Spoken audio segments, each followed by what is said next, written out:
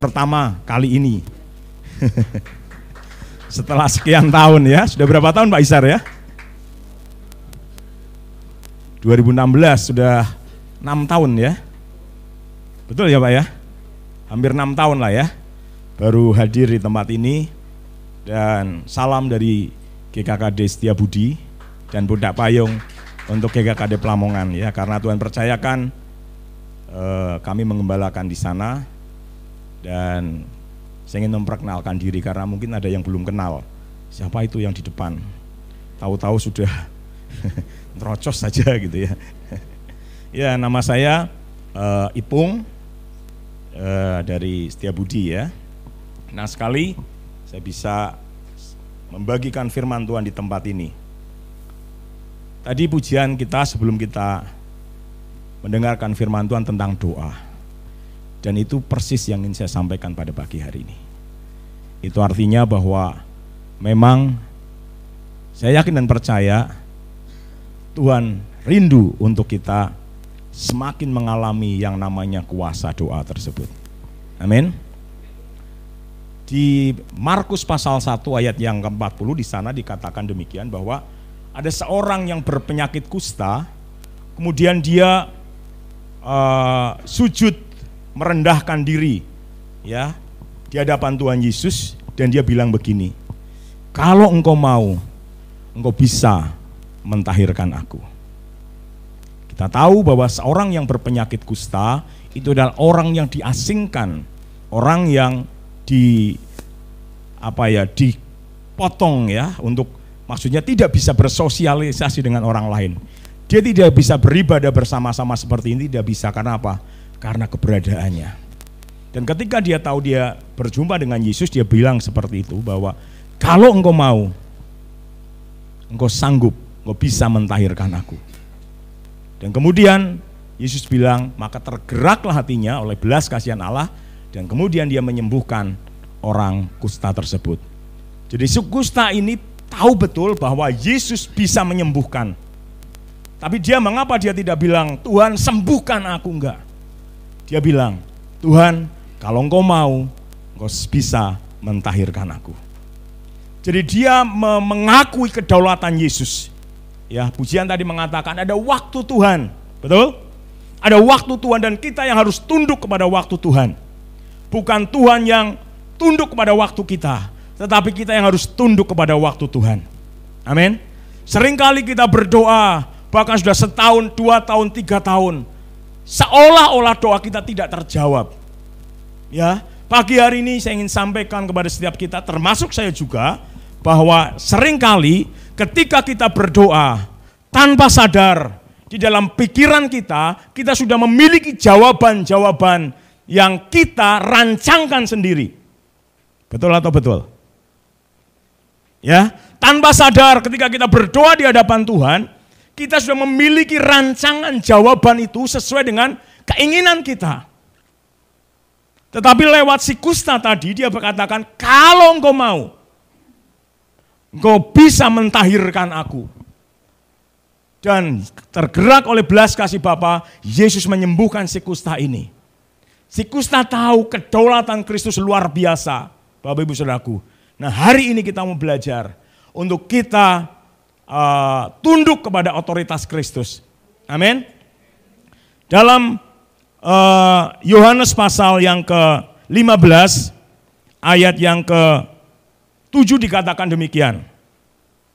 Jikalau kamu tinggal di dalam aku dan firmanku tinggal di dalam kamu, mintalah apa saja yang kamu kehendaki dan kamu akan menerimanya.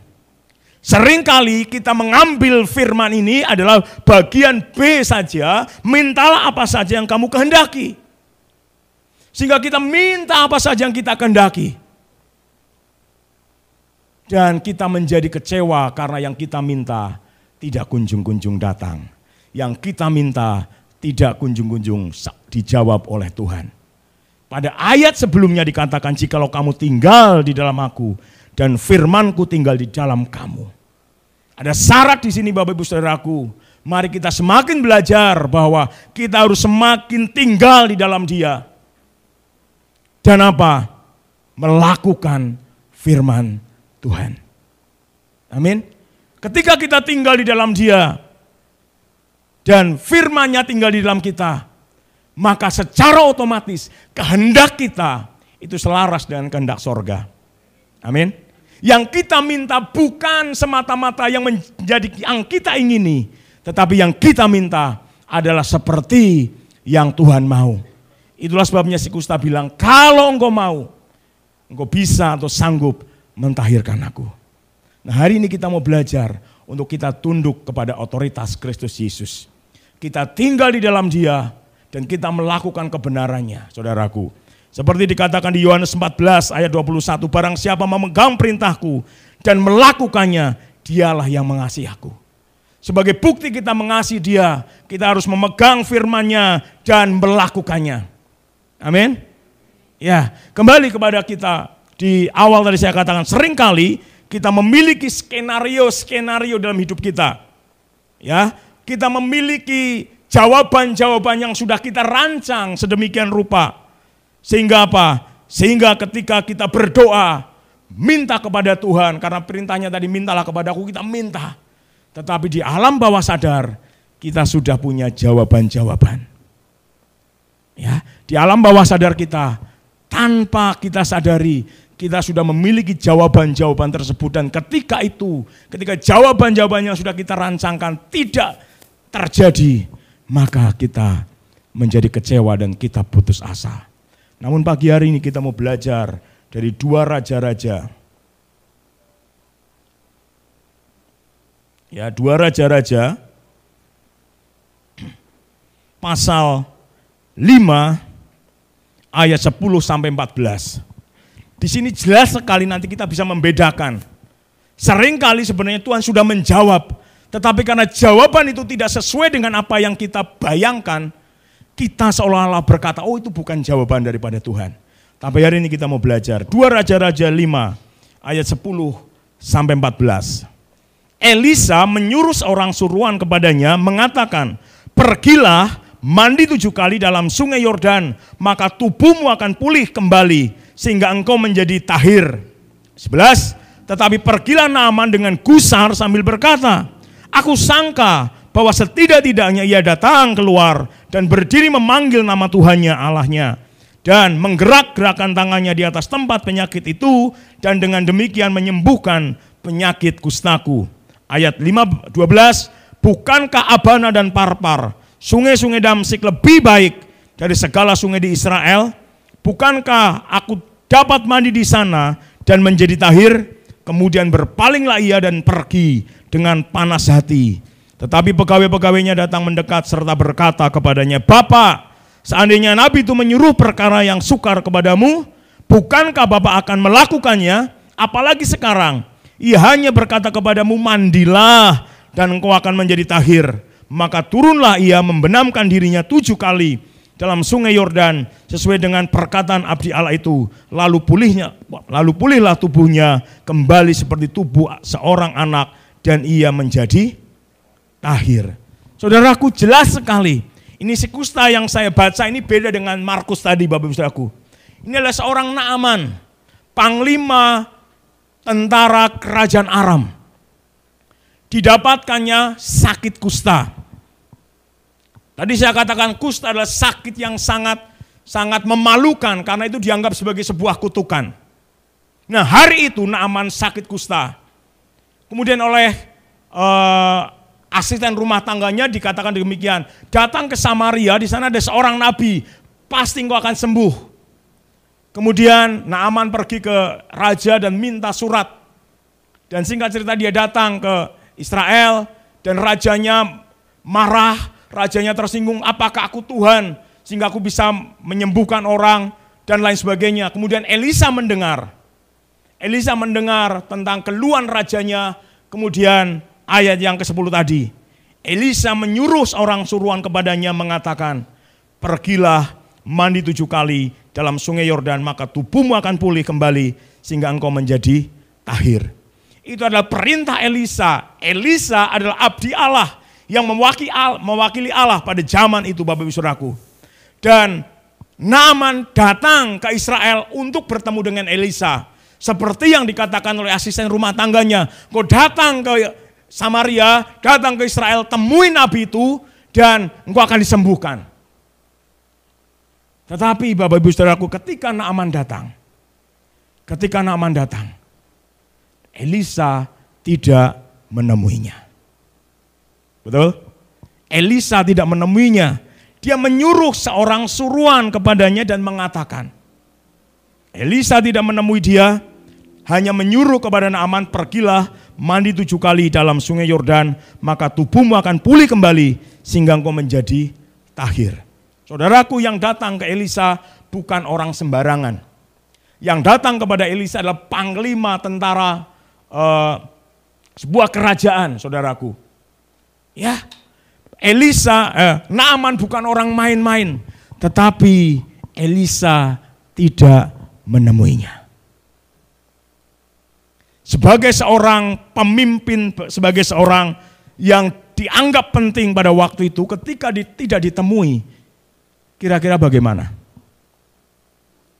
Ada pejabat negara datang, tetapi tidak ditemui. Yang menemui itu adalah orang suruhannya loh. Kira-kira bagaimana? Tersinggung enggak? Tersinggung lah. Wong RT datang ke gereja aja kalau nggak ditemui, wah dia tersinggung kok. Apalagi ini panglima tentara Aram, Bapak Ibu Saudaraku ya. Di tempat kami ada RT, namanya Pak Ramidi. Ya, sudah saya katakan, Pak datang aja ke gereja, karena saya tidak tinggal di gereja. Datang, temui Pak Alden. Ya, enggak, dia pengennya ketemu dengan saya. Sehingga saya bilang, oke, kalau pengen ketemu saya, Minggu jam 10 karena saya ada di situ. Dia datang, pada rumahnya dekat. Pak Alden ada di sana setiap hari, saudaraku. Dia enggak mau. Saya pengen ketemu pendetanya langsung, katanya. Nah, ini Naaman, seorang panglima yang luar biasa keperkasaannya. Ketika dia datang, dia tidak ditemui langsung oleh Elisa. Elisa menyuruh suruhannya untuk datang kepadanya dan mengatakan, pergilah mandi 7 kali dalam sungai Yordan, maka tubuhmu akan pulih kembali sehingga engkau menjadi tahir. Saya bertanya kepada jemaat di Pelamongan, kalau Naaman menuruti apa yang dikatakan oleh Elisa melalui suruhannya itu, kira-kira sembuh tidak? Kira-kira sembuh tidak? Sembuh. Mengapa dia tidak melakukannya? Ya, seringkali kita juga sama. Seringkali kita tidak dengan rendah hati. Ya, pelajaran yang kita dapat hari ini yang pertama adalah diperlukan kerendahan hati. Dan Naaman orang yang tidak rendah hati. Dia orang yang mempertahankan diri, padahal sakit kusta loh, dianggap sakit kutukan, tapi dia masih tetap nggak mau merendahkan diri, tetap sombong dan lain sebagainya. Itu yang menghalangi doanya dijawab. Yang pertama, kemudian yang kedua, ayat 11. Tetapi pergilah Naaman dengan gusar sambil berkata, ini tadi yang saya katakan. Tetapi pergilah Naaman dengan gusar sambil berkata, aku sangka bahwa setidak-tidaknya ia datang keluar dan berdiri memanggil nama Tuhannya, Allahnya, lalu menggerak-gerakkan tangannya di atas tempat penyakit itu dan dengan demikian menyembuhkan sakit kustaku. Naaman sudah datang dengan sebuah skenario di dalam pikirannya. Ya, nanti Nabi Tuhan itu akan datang kepadaku, kemudian dia akan memanggil nama Tuhan Allahnya dan menggerak-gerakkan di atas sakitku, kan seperti itu. Dan dengan demikian dia menyembuhkan aku. Itu yang ada di pikiran Naaman. Dia akan datang, kemudian ditumpangi tangan, didoakan sambil menyebut nama Allahnya, kemudian sakitnya disembuhkan. Itu yang ada di pikiran Naaman, Bapak Ibu Saudaraku. Dan seringkali itu juga terjadi atas hidup kita. Seringkali itu terjadi atas hidup kita, karena apa? Kita berdoa kepada Tuhan, kalau aku sedang butuh sesuatu, tiba-tiba Tuhan bisa kirimkan orang untuk menolong aku. Atau apa yang ada dalam pikiran kita. Dan ketika itu tidak terjadi, menjadi marahlah kita. Menjadi menjadi kecewalah kita. Karena apa? Yang kita skenariokan tidak terjadi. Padahal Naaman cukup hanya mandi 7 kali di sungai Yordan. Tetapi itu bertentangan dengan apa yang ada di pikirannya.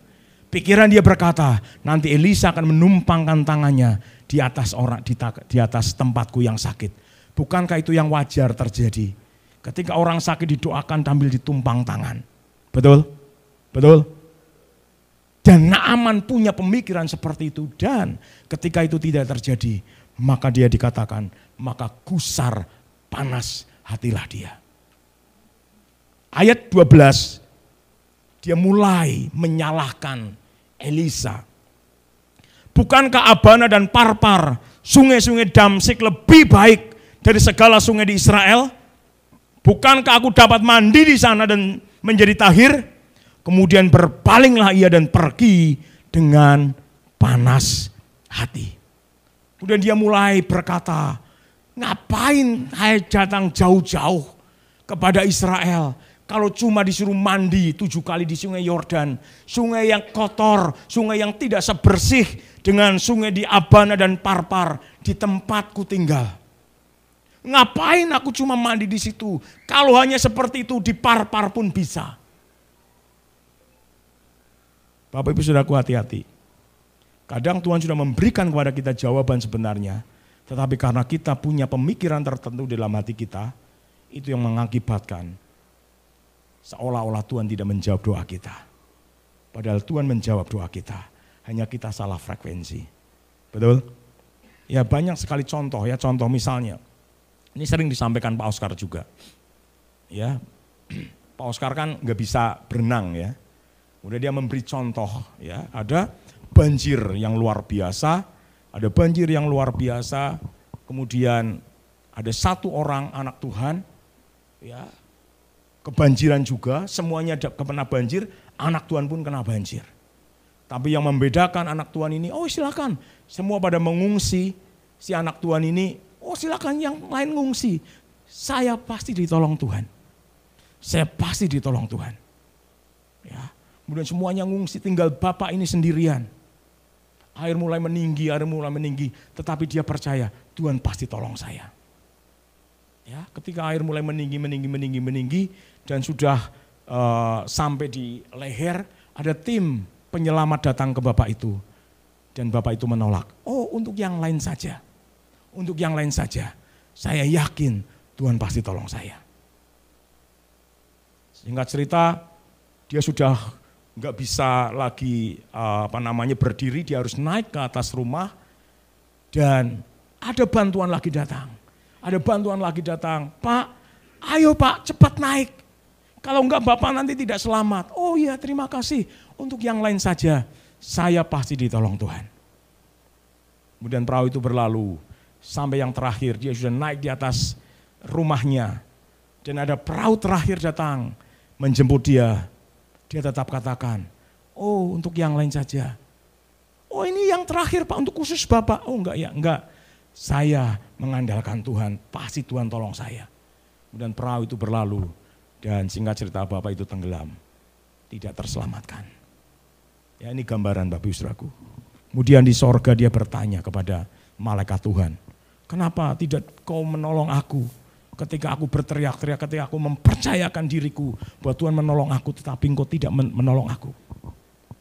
Kemudian malaikat ini berkata kepada dia, 3 kali Tuhan menjawab kerinduanmu melalui 3 perahu yang datang kepadamu. Tapi semuanya kamu tolak. Tapi semuanya kamu tolak sampai kapal yang ketiga, perahu yang ketiga kamu tolak juga. Oh kemudian dia baru mengerti. Yang di pikiran dia, kalau Tuhan menolong itu dengan cara yang spektakuler. Tiba-tiba dia bisa hilang gitu ya. Kayak Filipus gitu ya. Bisa tiba-tiba hilang ke kota mana. Pikiran dia seperti itu. Padahal Tuhan menjawab doa dia. 3 kali jawaban dia. Tapi semua ditolak karena apa? Tidak sesuai dengan apa yang ada di dalam pikiran dia. Bapak Ibu Saudaraku, seringkali yang menjadi penyebab seolah-olah doa kita tidak dijawab. Karena kita sudah memiliki jawaban itu sendiri. Sama seperti Naaman. Ya, Naaman berpikir Elisa akan mengangkat tangannya, menumpangkan tangannya dan memanggil nama Allahnya. Kemudian dia menggerak-gerakkan tangannya di atas sakit kusta dia dan dia disembuhkan. Tetapi Tuhan punya cara, seperti lagu kita tadi. Amin. Tuhan punya cara, Tuhan punya kehendak.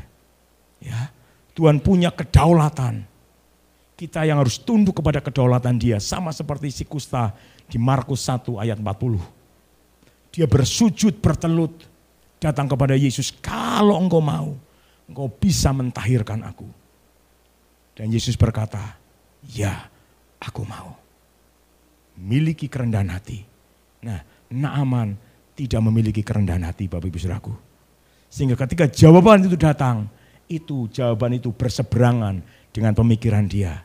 Makanya dia belum disembuhkan pada waktu itu. Terus ke ayat yang ke-13. Tetapi pegawai-pegawainya datang mendekat serta berkata kepadanya, Bapak, seandainya nabi itu menyuruh perkara yang sukar kepadamu, bukankah Bapak akan melakukannya? Apalagi sekarang ia hanya berkata kepadamu, mandilah dan engkau akan menjadi tahir. Ya, sekarang kan lagi tren. Dukun-dukun dibongkar nih kan sama pesulap merah. Ada yang mengikuti? Ya, trik-trik gitu. Jadi apa yang dikatakan dukun, orang yang sakit, dan ketika dukun berkata hal-hal yang mungkin sulit, hal-hal yang mungkin sukar, tetapi akan tetap dikerjakan. Karena apa? Karena pengen sembuh. Bahkan mungkin hal-hal yang tidak masuk akal akan dilakukan karena apa? Demi kesembuhan, betul? Betul? Ya, dan pegawai ini berkata kepada Naaman, kalau Elisa menyuruh perkara-perkara yang sukar, bukankah engkau akan melakukannya juga karena apa? Karena engkau pengen sembuh. Dan ini Naaman dikatakan, engkau cuma melakukan hal yang sangat sederhana. Mandi 7 kali di sungai Yordan. Selesai. Cuma mandi 7 kali. Ya, cuma dibutuhkan ketaatan. Cuma dibutuhkan apa? Kerendahan hati. Puji Tuhan, Naaman sadar bahwa kedatangan dia ke Israel supaya apa? Supaya dia disembuhkan. Kemudian ayat 14, maka turunlah ia membenamkan dirinya 7 kali dalam sungai Yordan sesuai dengan perkataan abdi Allah itu. Lalu pulihlah tubuhnya kembali seperti tubuh seorang anak dan ia menjadi tahir. Ketika dia nurut menceburkan diri mandi 7 kali di sungai Yordan. Seperti yang dikatakan oleh Elisa, Nabi Allah itu. Dan Alkitab katakan, ya, lalu pulihlah tubuhnya kembali seperti tubuh seorang anak dan ia menjadi tahir. Dibutuhkan ketaatan, dibutuhkan kerendahan hati. Amin. Karena tadi di awal tadi saya katakan, di Yohanes pasal 15 ayat yang ke 7 dikatakan, jikalau kamu tinggal di dalam aku dan firmanku tinggal di dalam kamu. Ya, jikalau kamu tinggal di dalam aku, jikalau kamu sekehendak dengan aku, kamu seturut dengan aku dan firmanku tinggal di dalam kamu. Minta apa saja yang kamu kehendaki dan kamu akan menerimanya. Jadi ketika kita berdoa kepada Tuhan, kita sedang belajar bersehati dengan apa yang Tuhan mau. Amin. Amin. Ya, mulai doa kita diubah. Bukan lagi tuntutan-tuntutan kedagingan kita. Karena yang menghalangi doa kita dijawab Tuhan karena apa? Ya karena kedagingan kita. Ya. Yakobus 4 ayat 3 dikatakan, atau kamu berdoa juga, tetapi kamu tidak menerima apa-apa karena kamu salah berdoa. Jadi doa bisa salah loh. Doa bisa salah. Karena apa? Kamu salah berdoa sebab yang kamu minta itu hendak untuk kamu habiskan untuk memuaskan hawa nafsu. Doa yang kita naikkan cuma untuk kedagingan kita. Itu namanya salah berdoa. Itulah sebabnya kita perlu tinggal bersama-sama dengan Dia dan firman-Nya tinggal bersama-sama dengan kita. Sehingga kita ketika kita minta kepada Dia, pasti permintaan kita seturut kehendak Dia. Dan permintaan itulah yang Tuhan jawabkan atas setiap kita. Amin. Saudaraku, saya ingin kesaksian. Ya, saya senang sekali kalau kesaksian tentang anak saya, saudaraku ya. Ya, ini juga boleh membanggakan Bu Maria yang dulu membimbing Yudis di PG dan TK, saudaraku. Jadi pada waktu ujian kemarin, ya kenaikan kelas, itu kan semua onsite. Ya, dia bawa ujiannya lewat Google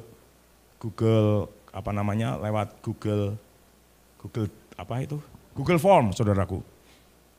Google Form dan dikerjakan di sekolah. Ya. Dan dia berdoa. Tuhan, pokoknya saya sih doanya seperti ini, Tuhan, buat anakku ini mengalami Engkau secara pribadi. Yudis boleh mengalami Engkau secara pribadi, bahwa Engkau itu sungguh nyata, Engkau sungguh luar biasa atas hidup dia. Ya, apa yang dia sudah pelajari Tuhan ingatkan ketika ada pertanyaan, itu doa saya, saudaraku.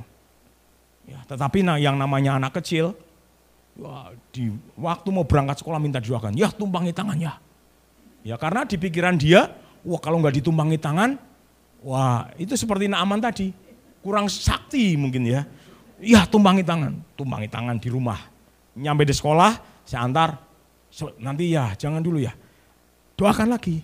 Loh, kan tadi sudah didoakan, nggak apa-apa supaya aku mantep. Saya doakan lagi, saya doakan lagi. Itu hari pertama. Kemudian singkat cerita, saya menjemput dia, terus saya tanya, gimana? Bisa enggak? Ya, saya sudah mengerjakan dan saya sudah serahkan sama Tuhan. Saya yakin Tuhan menolong. Saudaraku, ketika mendengar jawaban seperti itu dari seorang anak kita sebagai orang tua gimana perasaannya? Kenapa? Ya ada rasa bangganya, tapi orang tua kan kadang-kadang pengennya apa? Kamu bisa enggak sih? Gitu kan? Bener enggak? Enggak, iya saya yakin Allah menyertai kamu. Tapi pertanyaannya, kamu bisa enggak tadi ngerjakan? Itu kan yang orang tua pengen dengarkan gitu. Wah, aku bisa ngerjakan dengan pertolongan Tuhan, kan gitu. Dia cuma bilang gini, saya sudah mengerjakan dan saya percaya Tuhan menolong saya ya. Oke. Pertanyaan ayah, kamu yakin enggak yang kamu kerjakan? Sudah saya serahkan sama Tuhan seperti yang ayah doakan. Oke, saya yang berubah, saudaraku, saya yang berubah cara berpikir saya. Ada enggak pertanyaan yang sulit? Ada ya. Ya, dia berkata seperti ini. Ada satu pertanyaan itu kayaknya belum diajarkan atau saya lupa, saya kurang mengerti. Tetapi pertanyaan itu gini ya, apakah fotosintesis itu? Anak kelas 3 SD waktu itu. Kamu jawabnya apa? Pokoknya saya jawab, pokoknya ada matahari, ada klorofil. Kemudian saya jelaskan gini. Dan menurut saya penjelasan itu ya untuk anak kelas 3 SD benar lah ya. Benar. Kalau menurut ayah penjelasanmu sekalipun gak sempurna, tapi itu benar. Tapi itu saya dapat, saya dapat kayak ada suara loh ya. Suara di telinga saya. Ada matahari, ada hijau daun atau klorofil. Kemudian saya rangkai sendiri ya. Dan kamu yakin itu? Saya yakin itu suara Tuhan. Wah, saya senang. Oh yes. Wah, betul. Wah, saya senang, saudaraku ya. Senang. Dan hari kedua, ketiga dan lain sebagainya, ketika saya tanya, enggak ada jawaban pasti. Jawaban, aku bisa ngerjakan ya, atau aku enggak. Cuma sudah saya kerjakan, saya serahkan sama Tuhan. Setiap hari sampai pada menjelang pengumuman tentang hasil itu, Miss-nya ngomong katanya di kelas, ini anak-anak kelas 3 ini banyak yang remedi katanya. Wah, dia mulai bergejolak, waduh jangan-jangan saya ya. Loh, katanya kamu sudah percaya Tuhan menolong kamu, kok kamu jadi ragu? Iya, tapi Miss-nya bilang banyak kok ya. Banyak itu kan artinya ya tidak lebih dari satu. Iya, tapi kamu percaya enggak? Percaya sih, cuma kok Miss-nya bilang banyak gitu loh. Gitu ya. Ya itulah pemikiran anak-anak. Saudaraku, ketika dan saya menunggu anak saya kena remedi atau enggak. Katanya nanti akan dihubungi sama Miss-nya orang tuanya. Saya tunggu-tunggu. Enggak ada WA, saudaraku. Enggak ada WA. sampai pada waktu itu hasil ujian akhir itu apa namanya itu ya. Pokoknya hasil ujian akhir gitu yang online itu, yang onsite itu. Nanti orang tua akan di WA ya hasilnya katanya. Tapi ayah nggak dapat WA remedi, enggak. Oh ya aman gitu ya. Malam-malam ketika saya lagi sama dia lagi bercengkrama gitu, tiba-tiba saya di WA ada ting WA. Ternyata WA dari misnya, dia menunjukkan nilai-nilainya. Dan saya terkagum-kagum Bapak Ibu Saudaraku. Dia dapat 100 itu 4, lainnya ada 90 sekian, paling rendah itu 86. Pelajaran bahasa Indonesia Saudaraku, 86. Oh, dan dia semakin mengerti. Oh ya, ternyata doaku dijawab Tuhan ya. Ya, doamu dijawab Tuhan karena apa? Kamu taat. Kamu mengalami Tuhan nak, kamu mengalami Tuhan. Dan dari situ saya semakin mengerti Bapak Ibu Saudaraku. Doa yang kita naikkan ketika kita menjadi hidup tinggal di dalam Dia dan firman-Nya tinggal di dalam kita, maka ketika kita minta, pasti Tuhan jawab. Amin. Pasti Tuhan jawab. Ya. Jangan kita salah berdoa. Ya dulu ada orang berdoa, Tuhan pokoknya Jokowi mati, Megawati mati. Wah, doanya pasti nggak dijawab. Ya kan ada orang yang doa seperti itu kan, matikan dia, nggak akan mungkin dijawab. Karena doa itu untuk kepuasan dirinya sendiri. Tapi kalau kita berdoa, Tuhan aku berdoa untuk Indonesia, bertobat mengalami Tuhan. Pasti doa kita dijawab Tuhan. Amin. Pasti doa kita dijawab Tuhan. Tuhan aku mau Engkau memakai hidupku untuk melayani banyak orang. Banyak lansia yang belum diselamatkan Tuhan. Pakai aku. Pasti doa kita dijawab Tuhan. Hari ini Bapak Ibu saya semangat sekali. Lansia-lansia di Setiabudi setiap hari membawa jiwa baru. Ya, ada temannya yang kelihatannya mukanya kok kusut gitu ya. Dibawa datang ke gereja. Dan dia datang gereja, hari ini sudah dilayani kelepasan. Ada orang ibu, seorang nenek yang menungguin cucunya sekolah. Dia ngobrol sama nenek-nenek yang lain. Kemudian nenek itu dibawa, kok sudah tidak ke gereja? Aku sejak pandemi gak pernah datang ke gereja. Karena gerejaku jauh dan gerejaku tidak memperhatikan aku. Kamu boleh datang ke gerejaku. Temui bapak ini. Dibawa satu keluarga, dibawa kepada Tuhan. Saudaraku, hari-hari ini kita sedang menuai banyak jiwa-jiwa baru. Karena apa? Karena doa-doa kita kepada Tuhan. Doa yang selaras dengan sorga pasti dijawab Tuhan. Amin. Ya, doa yang senada dengan sorga pasti dijawab Tuhan. Dan kita dibangkitkan pada pagi hari ini Bapak Ibu Saudaraku. Mulai kita menselaraskan diri kita kepada sorga. Supaya apa yang kita minta Tuhan kasih. Saudaraku, minta jiwa-jiwa, minta orang-orang banyak dilayani. Saya yakin dan percaya kebutuhan kita dengan sendirinya akan Tuhan cukupi. Amin. Karena firman Tuhan bilang carilah dahulu kerajaan Allah dan kebenarannya. Maka semuanya akan ditambahkan kepadamu. Kita mungkin saudaraku, kita tidak terfokus kepada diri kita. Tetapi kita memfokuskan diri kita kepada orang lain. Tentang apa yang Tuhan mau kerjakan dalam diri kita kepada orang lain. Dan kita terus kerjakan. Kita mencari wajah Tuhan. Kita terus mencari wajah Tuhan dan kita melakukannya. Saudaraku ada bagian Tuhan untuk setiap kehidupan kita. Amin. Jangan kita mencari berkatnya, kita akan kecewa. Tapi kita cari Tuhan, mulai layani Tuhan dengan sungguh-sungguh. Apapun kondisinya. Hari-hari ini kita sedang mentraining youth kita di Setiabudi. Untuk kita melayani Tuhan dengan sungguh-sungguh. Dan nyatanya luar biasa. Orang-orang yang kita layani luar biasa. Orang-orang yang memberikan dirinya kepada Tuhan tanpa hitungan, saudaraku. Tuhan tinggikan dengan luar biasa.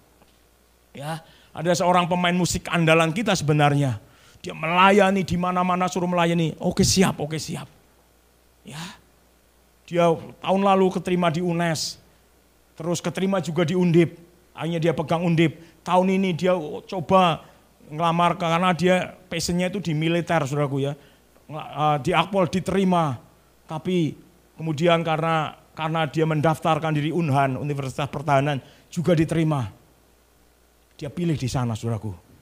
Pemain, ya dia itu segala musik bisa. Keyboard bisa, drum bisa, bass bisa, gitar bisa. Dan saya melihat Tuhan bekerja dengan luar biasa. Setiap orang-orang yang melayani Tuhan dengan sungguh hati, dia akan menerima upahnya. Bukan hanya dia. Ya, ada kemarin orang yang waduh di UMPTN, SNPTN ya, gagal. Dia tetap, saya tanya, kamu gak kecewa? Enggak om, Tuhanku kan besar, Tuhanku kan luar biasa. Oke sip, kemarin dia terakhir keterima di UNAS juga, saudaraku. Tuhan tidak pernah meninggalkan orang-orang yang bersungguh hati kepada dia. Amin. Ya, Tuhan tidak pernah hitung-hitungan. Ya, Tuhan tidak pernah hitung-hitungan. Bagian kita apa? Melakukan, beri yang terbaik. Giving your best kepada Tuhan. Tuhan akan melakukan bagiannya dan itu pasti terjadi. Itu pasti terjadi. Tuhan bukan Tuhan yang berhutang. Enggak. Tuhan akan memberikan bahkan jawaban yang di luar ekspektasi kita. Kita sedang mendorong orang-orang youth di Setiabudi, saudaraku ya. Di tempat saya ada. Ayo berikan waktumu untuk Tuhan. Jangan hitung-hitungan dengan Tuhan. Kalau engkau mengerjakan tugas-tugas di sekolah sampai malam engkau bisa kerjakan dengan antusias. Mengapa untuk Tuhan tidak? Harusnya sebaliknya, untuk Tuhan kamu harus lebih antusias. Harusnya Tuhan sanggup menolongmu dengan cara apapun. Bahkan yang tidak mungkin menjadi mungkin. Kamu harus lebih sungguh-sungguh dengan Tuhan. Ya. Jangan untuk dunia kamu sungguh-sungguhnya luar biasa. Tetapi untuk Tuhan banyak alasan. Kita sedang mulai perbaharui pelayanan di mana kita ada. Banyak orang, aku nggak bisa, kenapa nggak bisa? Ini. Kamu harus balik. Kamu harus memberikan yang terbaik kepada Tuhan. Kalau kamu tidak bisa ini kan kamu bisa pelajari dulu. Ya. Pelajari dulu. Ya, mempersiapkan firman, mempersiapkan pujian, itu kan dipersiapkan dulu. Harus persiapkan dulu. Mengapa engkau bisa untuk hal-hal yang lain, untuk tugas-tugas sekolahmu, tapi untuk Tuhan tidak? Ya, giving, memberi yang terbaik yang kita bisa berikan untuk Tuhan. Tuhan akan melakukan bagiannya dengan dahsyat luar biasa yang seringkali di luar pemahaman kita, di luar pemikiran kita. Ya, lewat firman ini Bapak Ibu Saudaraku, saya ingin mengajak untuk diri saya juga untuk semakin merendahkan hati kita kepada Tuhan. Untuk kita semakin masuk ke dalam rencana Dia. Untuk kita semakin melakukan apa yang Tuhan mau untuk kita kerjakan. Jangan hitung-hitungan dengan Tuhan. Jangan hitung-hitungan dengan Tuhan, tapi berikan yang terbaik. Berikan yang terbaik. Suatu saat saya menegur jemaat, saudaraku. Ya, ketika kita itu setiap hari Kamis ada menara doa. Ada menara doa di gereja. Ketika saya menghubungi Bapak ini selalu alasan, wah saya sibuk. Ya, dia kan memang kerjanya driver online. Aku sibuk Pak Pendeta, sibuk gini harus itu macam-macam alasan. Tapi aku terus berdoa. Saya bilang cuma minta sama dia, coba mulai berikan 1 jam saja untuk Tuhan berdoa. Ya, sampai suatu hari dia sharing pada saya. Ternyata benar, Pak Pendeta. Kenapa? Saya kemarin sudah kerja keras luar biasa. Saya mendapatkan penghasilan yang banyak, saudaraku. Ya. Tetapi itu bisa hilang sekejap. Gara-gara apa? Saya saking senangnya, uangnya tidak saya masukkan dompet, saya masukkan ke saku. Kemudian dia bayar apa gitu, diambil dari sakunya, dan ternyata tanpa dia sadari uang yang di sakunya itu jatuh, dia bayar kemudian dia pergi pulang. Uang yang didapat seharian hilang, saudaraku. Hilang.